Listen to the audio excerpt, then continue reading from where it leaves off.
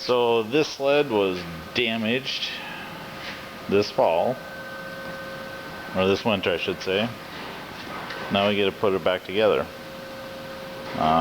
But you want to tip this over?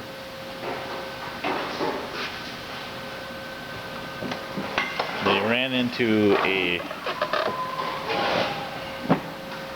feature. You can go all the way over if you want. We're gonna hit the tires. Well, what the hell? Who put the tires there? Hey, language. You're I'm on video. sorry. Alright, put it over a little. We can. Alright. I'm still holding. It's alright.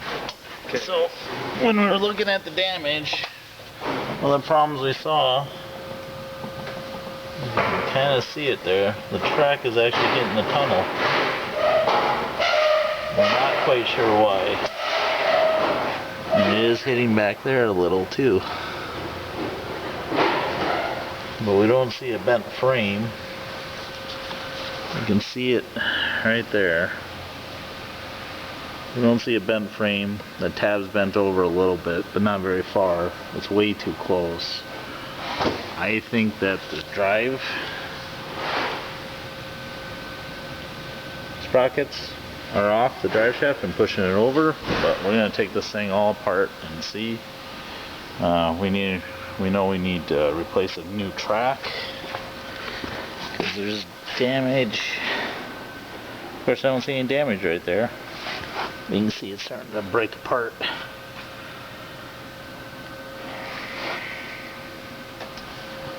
Alright.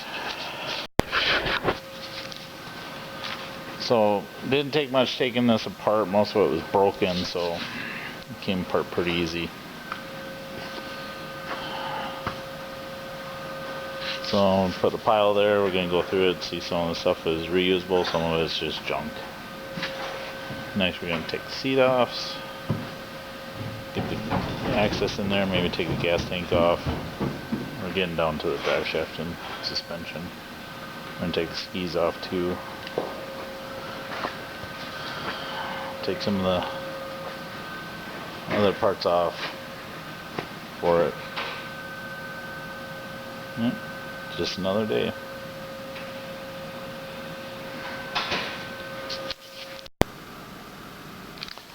Alright, we got the rear suspension out. So we're going to go through this. Look at the bearings, look at everything. See what's going on, but that's just regular maintenance. As you can see, get it up on jack stands. I took the skis off because, well, I didn't want to kick the skis as I walk around. So far you can see where they had ran into something and did that. But the funny thing is, it doesn't look bent. So we're going to clean this up. Next thing to do is we're going to do the chain case. We started working on pulling the brakes apart and stuff. Pulled the clutches off. We'll go through those and rebuild them. I just got a pile of parts there right now. So this is so far what we've done. Just stripping it down. This is a Skidoo 2017 Expedition 550 Sport. So it's a 550 fan cooled 2-stroke. How's it going, Brad? Alright.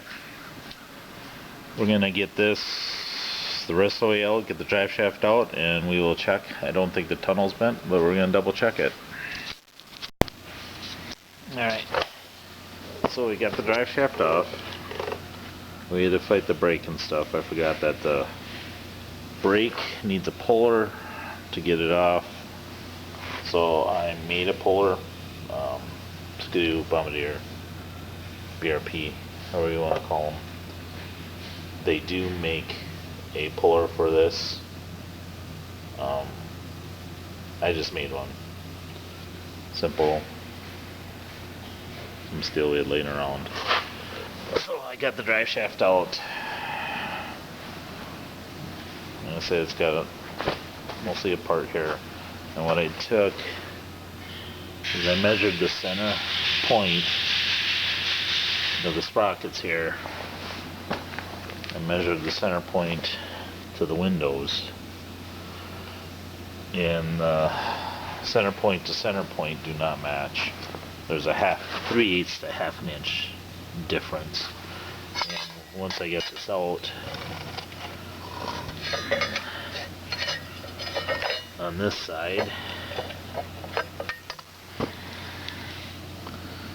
see that rust, that line of rust and stuff? I think that's where the sprocket used to be, and it slid over. This one slid over to the center and went this way, and that forced the track to rub against the tunnel. Check the tunnel, it's all squared still. There's no cracks, there's no anything else.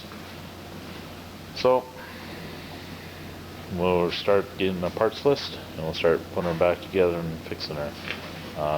One of the things we're going to do before we do that is we're going to check compression on the engine, probably go through the carbs and stuff since it's all apart. Alright, that's it.